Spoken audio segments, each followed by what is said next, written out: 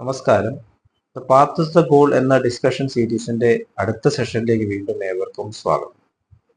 നമുക്ക് ആദ്യം മെഡിറ്റേഷൻ ചെയ്യാം. കണ്ണുകൾ അടച്ച് ശാന്തമായിരിക്കൂ. ഭൂമി മാതാവിനോടും സർവചരാചരങ്ങളോടും അന്തരീക്ഷത്തോടും കൃതജ്ഞത രേഖപ്പെടുത്തൂ.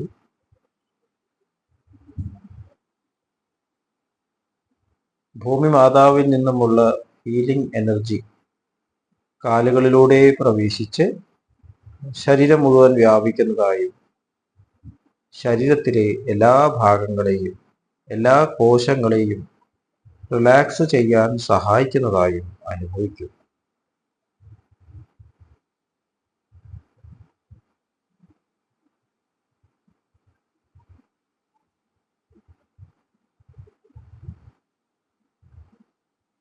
ഇപ്പോൾ ശരീരം പൂർണ്ണമായും റിലാക്സ്ഡ് ആയി. ഈ റിലാക്സേഷൻ ഹൃദയത്തിൽ അനുഭവിക്കും. ശ്വാസം ദീർഘമായി ഉള്ളിലേക്ക് എടുക്കൂ. ഹൃദയത്തിൽ സ്നേഹം നിറയുന്നതായി അനുഭവിക്കൂ. ശ്വാസം പുറത്തേക്ക് വിടുമ്പോൾ സ്നേഹം പ്രപഞ്ചം മുഴുവൻ വ്യാപിക്കുന്നതായും അനുഭവിക്കും. ഹൃദയത്തിൽ കുടികൊള്ളുന്ന സ്നേഹത്തിന്റെ സ്രോതസ്സിൽ നിന്നും ഉദ്ഭവിക്കുന്ന ദിവ്യപ്രകാശം മനസ്സിനെ ആകർഷിക്കുന്നതായി അനുഭവിക്കൂ. ആ ദിവ്യപ്രകാശത്തിൽ ധ്യാനം ആരംഭിക്കും. മനസ്സിൽ ചിന്തകൾ വരുന്നുണ്ടെങ്കിൽ മൃദുവായി അവയെ അവഗണിക്കുക. ദിവ്യപ്രകാശത്തിൽ ധ്യാനം തുടരുക. Please start meditation.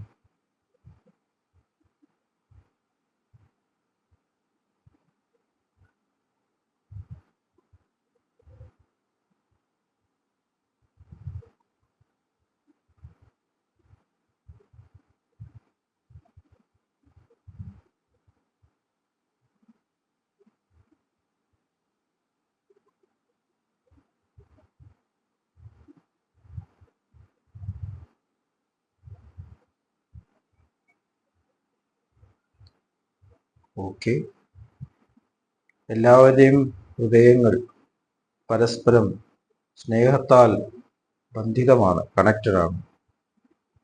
എല്ലാവരുടെയും ഹൃദയങ്ങൾ ആ ദിവ്യ സ്രോതസ്സുമായും കണക്റ്റഡ് ആണ്. നമ്മുടെ ഈ ഡിസ്കഷൻ അതിൻ്റെ യഥാർത്ഥ ലക്ഷ്യം നിറവേറും. ഈ സങ്കല്പത്തോടു കൂടി പതുക്കെ കണ്ണുകൾ തുറക്കും.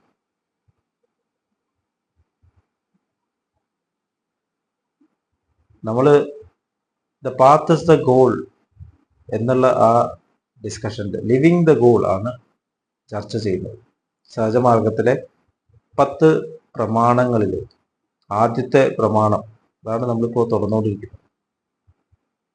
പ്രത്യക്ഷത്തിൽ വളരെ സിമ്പിളായിട്ടുള്ള വാചകങ്ങളാണ് എന്ന് തോന്നുന്നുണ്ടെങ്കിലും എത്ര ഗഹനമായിട്ടുള്ള അർത്ഥമാണ് അതിനുള്ളത് എന്നുള്ളത് മനസ്സിലാകുന്നു. നമ്മൾ പ്യൂരിറ്റിയെ കുറിച്ചാണ് പറയുന്നത്. മനസ്സിൻ്റെയും ശരീരത്തിൻ്റെയും പരിശുദ്ധി പ്രത്യേകം പാലിക്കുക ധ്യാനത്തിന് ഇരിക്കുന്നതിന് മുമ്പ്. അപ്പോൾ ശരീരത്തിൻ്റെ പരിശുദ്ധി എന്തിനു വേണ്ടിയിട്ടാണ്? നമ്മുടെ ആ മനോഭാവമാണ് അതിലൂടെ കാണിക്കുന്നത് എന്നുള്ളതും നമ്മൾ ഡിസ്കസ് ചെയ്യും. നമ്മുടെ ഉള്ളിലുള്ള ആ പ്യൂറായിട്ടുള്ള ആ സ്രോതസ്സിനെ റേഡിയേറ്റ് ചെയ്യാൻ പറ്റുന്ന ഒരു ഇൻസ്ട്രുമെൻ്റ് ആയിട്ട് ഈ ശരീരത്തെ മാറ്റിയെടുക്കണം. ആ പ്യൂരിറ്റി ഈ ശരീരത്തിലൂടെ ഈ മനസ്സിലൂടെ പ്രവഹിക്കാൻ വളരെ വളരെ ബുദ്ധിമുട്ടാണ്, അസാധ്യം എന്ന് തന്നെ പറയാം. നമുക്ക് ആ പ്യൂറായിട്ടുള്ള ആ ഒരു സ്റ്റേറ്റിൽ ജീവിക്കാൻ പറ്റില്ല. പ്യൂറായിട്ടുള്ള ഓക്സിജൻ നമുക്ക് കണ്ടിന്യൂസ് ആയിട്ട് ശ്വസിച്ചാൽ ജീവിക്കാൻ പറ്റില്ല. നമുക്ക് മിക്സ്ചർ ഓഫ് ഗ്യാസസ് വേണം. അതുപോലെ പ്യൂറായിട്ടുള്ള വെള്ളം, ഡിസ്റ്റിൽഡ് വെള്ളം കുടിച്ചുകൊണ്ട് നമുക്ക് ജീവിക്കാൻ പറ്റും? പറ്റില്ല. നമുക്ക് മിനറൽസ് എല്ലാം വേണം. അതുപോലെ ഭക്ഷണം, വെറും വിറ്റമിൻസ് കണക്കായിട്ട് കഴിച്ചാൽ ജീവിക്കാൻ പറ്റും? പറ്റില്ല. കാരണം സ്വാദ് വേണം, പല കാര്യങ്ങളും വേണം. ഇതേപോലെ തന്നെ ആ പ്യൂറായിട്ടുള്ള ആ സ്നേഹത്തിൽ ആ സ്നേഹം നമുക്കിവിടെ മാനിഫെസ്റ്റ് ചെയ്യാനും സാധിക്കില്ല. കാരണം ഈ ശരീരം ദ്വന്ദ്ങ്ങളുടെ ലോകമാണ്. പല ലെവൽസ് ഓഫ് വൈബ്രേഷൻ, ഏറ്റവും ഹയസ്റ്റ് ലെവൽ വൈബ്രേഷൻലെസ് വൈബ്രേഷൻ, അതാണ് സ്നേഹം. അത് ഈ പാത്തേ കൂടെ കടന്നു വന്ന് ഈ ബോഡിയിൽ ഇത്രയും സ്ഥൂലമായിട്ടുള്ള ഫ്രീക്വൻസി കുറഞ്ഞിട്ടുള്ള മാറ്ററിലൂടെ കടത്തിവിടാൻ പറ്റുമോ? അസാധ്യം എന്ന് തന്നെ നമുക്ക് തോന്നും.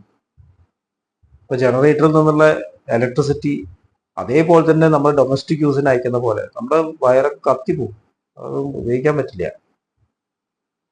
അപ്പൊ എവിടെയാണ് ഈ ചേഞ്ച് നമ്മൾ കൊണ്ടുവരേണ്ടത്? തീർച്ചയായിട്ടും ഈ ബോഡി ഒരു ഇൻസ്ട്രുമെന്റ് ആണ്. ബോഡി നമ്മൾ ഉപയോഗിക്കുമ്പോൾ നമ്മുടെ മൈൻഡ് എത്രത്തോളം വേവറിങ് ഇല്ലാതെ സ്ഥിരപ്രജ്ഞമായി ബാലൻസ്ഡ് ആയിട്ട് ഇരിക്കുന്നു, അത്രത്തോളം ആ സ്നേഹത്തെ റേഡിയേറ്റ് ചെയ്യും. അപ്പൊ ആ കണ്ടീഷനിൽ മെയിൻറ്റെയിൻ ചെയ്യാനാണ് നമ്മൾ ഈ സാധന എല്ലാം ചെയ്യുന്നത്. ആ ഒറിജിനൽ സ്റ്റേറ്റ് അതിൽ മാത്രം ജീവിക്കുക, വേറെ ഒന്നും ആവശ്യമില്ല. നമുക്ക് ശരിക്കും വേറെ ഒന്നും ആവശ്യമില്ല. പ്രാണസ്യ പ്രാണൻ മാത്രം മതി. ബാക്കി എല്ലാ ആഹാരവും ഡൈജസ്റ്റ് ചെയ്യുന്നത് ആ ലൈഫ് ഫോഴ്സ് ഉള്ളതുകൊണ്ടാണ്. അതിന് നമ്മൾ ലൈഫ് ഫോഴ്സ്, ആ ലൈഫ് ഫോഴ്സിലേക്ക് ഇതൊന്നും ഡൈജസ്റ്റ് ചെയ്യാൻ പറ്റില്ല. പക്ഷെ ലൈഫ് ഫോഴ്സിന് മാത്രം ഇവിടെ ജീവിക്കാനും പറ്റില്ല. ലൈഫ് ഫോഴ്സ് മാനിഫെസ്റ്റ് ചെയ്യുന്ന പല രൂപങ്ങളിലും പല ശരീരങ്ങളിലും. അപ്പൊ നമുക്ക് മനസ്സിലാവുന്നു. ഇപ്പൊ കരണ്ട് പ്രവർത്തിക്കുന്നത് എങ്ങനെയാ മനസ്സിലാവുന്നത്? ഇൻസ്ട്രുമെന്റ്സിലുള്ളതാണ്. വെറുതെ കരണ്ട് കാണാൻ പറ്റില്ല. അതിന്റെ ഉപയോഗത്തിലൂടെ നമുക്ക് മനസ്സിലാവുന്നത്, ഇൻസ്ട്രുമെന്റ്സിലൂടെയാണ് അത് മനസ്സിലാവുന്നത്. അതുപോലെ ആ പ്യൂർ ആയിട്ടുള്ള ആ സ്നേഹം, വൈബ്രേഷൻ, അത് ഈ പ്രപഞ്ചത്തിലെ മാനിഫെസ്റ്റേഷനിലൂടെ പ്രകടമായിക്കൊണ്ടിരിക്കുകയാണ്. പലതരത്തിലുള്ള മാനിഫെസ്റ്റേഷൻസ് എല്ലായിടത്തും കാണുന്നത് ആ സ്നേഹത്തിന്റെ വൈവിധ്യമാണ്. ഇത് അവസാനിക്കില്ല. ഏതൊക്കെ രൂപത്തിലായാലാണ് അത് മാനിഫെസ്റ്റ് ചെയ്യാൻ സാധിക്കുക? ഇൻഫിനിറ്റ് ആയിട്ട്. നമ്മുടെ സ്ക്രിപ്റ്റേഴ്സിൽ അനന്തൻ എന്നുള്ളൊരു കഥാപാത്രം, അനന്തമായിട്ട് ഭഗവാന്റെ ഗാഥകൾ പാടിക്കൊണ്ടിരിക്കുകയാണ് അനന്തൻ. അത് പാമ്പ് എന്നുള്ള രൂപത്തിലാണ്. ഇപ്പൊ മഹാവിഷ്ണു അനന്തന്റെ മുകളിൽ കിടക്കുകയാണ്. ലാലാജി മഹാരാജ്, സഹജമാവിന്റെ ആദിഗുരു ലാലാജി മഹാരാജ് പറയുന്നത്, ഇന്ദ്രിയങ്ങളിലെ മുകളിൽ കൺട്രോൾ കൊണ്ടുവന്നിട്ടുള്ള ഒരു വ്യക്തി, അങ്ങനെ ആൾക്ക് പിന്നെ ഇവിടെ കർമ്മങ്ങളൊന്നും ബാധിക്കില്ല എന്നാണ്. അതാണ് ആ ഈ സിമ്പിൾ. അങ്ങനെ ആളുടെ കാക്കല് പ്രോസ്പെരിറ്റി ഇരിക്കും, ലക്ഷ്മി ഇരിക്കും. ഈ ലോകത്തിലെ എല്ലാ പവേഴ്സും അങ്ങനെ ആളുടെ കയ്യിലാണ്. പക്ഷെ അങ്ങനെ ഒരാൾക്ക് അതൊന്നും ഉപയോഗിക്കേണ്ട ആവശ്യമില്ല. എപ്പോഴും യോഗം ചെയ്യണം. ആവശ്യമുള്ളപ്പോൾ യൂസ് ചെയ്യുക, ആവശ്യമില്ലപ്പോൾ യൂസ് ചെയ്യുക. അതുപോലെയാണ് പരിശുദ്ധമായിട്ടുള്ള ആ സ്നേഹം. ആവശ്യമുള്ളപ്പോൾ ഏത് തരത്തിൽ വേണമെങ്കിലും മാനിഫെസ്റ്റ് ചെയ്യാൻ സാധിക്കുന്നതാണ് സ്നേഹം. അതാണ് പ്യൂർ ആയിട്ടുള്ള ആ ലെവൽ. പക്ഷെ അതൊന്നും ആവശ്യമില്ല, അത് കളങ്കപ്പെടുന്നില്ല, അത് പ്യൂറായിട്ട് തന്നെ നിലകൊള്ളുന്നു. എന്തൊക്കെയായാലും പ്യൂരിറ്റി മാറുന്നില്ല. അതുമാതിരി ലാളിത്യം, സിംപ്ലിസിറ്റി. ലാളിത്യം എന്ന് പറഞ്ഞാൽ എന്താണ്? ബാബുജി മഹാരാജ് പറഞ്ഞ it is as it is ആണ്. അത് തന്നെ ആയിരിക്കും ലാളിത്യം എന്ന്. വേറൊന്നും അതിന് അഡീഷൻസ് ഇല്ല. കോംപ്ലക്സിറ്റി എന്ന് പറഞ്ഞാൽ വേറെ എന്തൊക്കെയോ ആഡ് ചെയ്യുമ്പോൾ കോംപ്ലക്സിറ്റി എന്ന് പറയും. ഇപ്പൊ സത്യം ലളിതമാണ്, വളരെ വളരെ എളുപ്പമാണ് സത്യം പറയാൻ, ലളിതമാണ്. പക്ഷേ സത്യം പറയാൻ വളരെ ബുദ്ധിമുട്ടാണ്. നമ്മൾ സത്യത്തെ നമ്മുടെ വായ കൊണ്ട് പറയുമ്പോൾ തന്നെ അതില് കളങ്കം വന്നു കഴിഞ്ഞു. സത്യം മാനിഫെസ്റ്റ് ചെയ്യാൻ പറ്റുന്നില്ല. എപ്പോഴും എല്ലായ്പ്പോഴും നിലനിൽക്കുന്ന സത്യത്തെ വാക്കുകൊണ്ട് പറയുമ്പോൾ തന്നെ അത് ഡൈല്യൂട്ടായി. കാരണം വാക്ക് അവസാനിക്കുന്നു, ചിന്ത അവസാനിക്കുന്നു. തുടക്കം അവസാനമുള്ള ഈ മനസ്സിലൂടെയും ഈ ശരീരത്തിലൂടെ എങ്ങനെയാണ് ആ സത്യം വെളിപ്പെടുത്താൻ സാധിക്കുക? ആ സത്യത്തെ, ആ സ്നേഹത്തെ, ആ ലാളിത്യത്തെ മാനിഫെസ്റ്റ് ചെയ്യാനാണ് നമ്മൾ ഈ ശ്രാദ്ധം. അതായിരിക്കണം ഉള്ളിലുള്ള ആ ക്രേവിങ്, ആ റെസ്റ്റ്ലെസ്നെസ്. പക്ഷേ അതേസമയം ഇൻഫിനിറ്റ് ആയിട്ടൊരു സന്തോഷമാണ്, ആനന്ദം. കാരണം ഞാൻ ഇവിടെ അനുഭവിക്കുന്നത് ജയവും തോൽവിയൊന്നുമില്ല. ഞാൻ ഓരോ നിമിഷവും കൂടുതൽ കൂടുതൽ ആ സത്യത്തോട് അടുത്തുകൊണ്ടിരിക്കുന്നു, സ്നേഹത്തോട് അടുത്തുകൊണ്ടിരിക്കുന്നു എന്നുള്ള ആ ഒരു ആനന്ദം ഉള്ളിൽ അനുഭവിക്കുന്നു. പുറമേ പലതും ചെയ്യുന്നുണ്ട്, പക്ഷേ ഉള്ളിൽ എപ്പോഴും ആ ജോയ്ഫുൾ ആക്ഷൻസ്. എന്ത് പ്രവൃത്തി ചെയ്യുമ്പോൾ ആനന്ദ നിർഭരാണ്. ചിരിച്ചു കളിക്കാന്നുള്ളതല്ല, ഉള്ളിൽ ഒരു സംശയവുമില്ല, ഒരു ഭയവുമില്ല. പൂർണ്ണമായിട്ടുള്ള ആ ഫെയ്ത്ത്, അതിന്റെ എക്സ്പ്രഷനായി മാറുന്നു ജീവിതം എന്ന് പറയുന്നത്. അസാമാന്യമായിട്ടുള്ള വിൽ പവർ, ഒരിക്കലും തളരാത്ത വിൽ പവർ. എന്തെങ്കിലും ഒരു കാര്യം ചിന്തിച്ചു കഴിഞ്ഞാൽ അത് അപ്പോൾ തന്നെ സംഭവിക്കുന്നു. കാരണം ചിന്ത ഉദ്ഭവിക്കുന്നത് തന്നെ അവിടെ നിന്നാണ്. ദാജി ഈ അടുത്തൊരു ടോക്കിൽ പറയുന്നുണ്ട്, ആ ലെവലിലുള്ള ഒരു വ്യക്തിത്വത്തെ പറ്റി ആലോചിച്ചു പോകും. നമ്മൾ ചിന്തിക്കുന്നതിന് മുമ്പേ നമ്മുടെ ചിന്ത അങ്ങനെ ഒരാളെ അറിയട്ടെ. നമ്മുടെ ചിന്ത കാരണം ആ ലെവലിൽ നിന്നാണ് വരുന്നത്. നമ്മുടെ ഉള്ളിൽ ചിന്ത പ്രകടമാകുന്നുണ്ടെന്ന് മനസ്സിലാവുന്നു. അപ്പൊ അതിനു മുമ്പേ അത് കറക്റ്റ് ചെയ്യാൻ സാധിക്കും. നമ്മൾ തന്നെ ആലോചിച്ചിട്ടുണ്ട് അത് ചിന്ത വരുന്നുണ്ട്. അങ്ങനെയാണ് മാസ്റ്ററി എന്ന് പറയുന്നത്. ചിന്തകളാവുന്നതിന് മുമ്പേ തന്നെ അതിനെ ക്ലീൻ ചെയ്ത് കളയുന്നു. അങ്ങനെ അതിനേക്കാളും വേഗതയിലാണ്. അതിന്റെ വേഗത എന്ന് പറയുന്നത് ഇൻഫിനിറ്റ് ആണ്. അപ്പൊ ആ ഒരു സ്റ്റേറ്റിൽ പെർഫെക്റ്റ് ആയിട്ടുള്ള സ്നേഹം എന്ന് പറയുന്നത് കളങ്കമില്ലാത്തതാണ്, പരിശുദ്ധമാണ്, ലളിതമാണ്. ആ ഒരു സ്റ്റേറ്റിലേക്കാണ് നമ്മൾ യാത്ര ചെയ്തുകൊണ്ടിരിക്കുന്നത്. അപ്പൊ അതിലാണ് രണ്ടാമത്തെ പ്രമാണം പ്രധാനമാകുന്നത്. നമ്മുടെ ആധ്യാത്മിക ഉന്നതിയായി പ്രാർത്ഥിച്ചുകൊണ്ട് ധ്യാനം ആരംഭിക്കുക എന്നാണ് രണ്ടാമത്തെ പ്രമാണം പറയുന്നത്. സ്പിരിച്വൽ ആയിട്ടുള്ള എലിവേഷൻ അത് മാത്രം ലക്ഷ്യമാക്കിക്കൊണ്ട് ധ്യാനം ആരംഭിക്കുക. എന്താണ് ഈ ലക്ഷ്യം എന്നുള്ളതിനെ കുറിച്ചിട്ട് നമുക്ക് അടുത്ത സെഷനിൽ ഡിസ്കസ് ചെയ്യാം. എന്താണ് പ്രാർത്ഥന?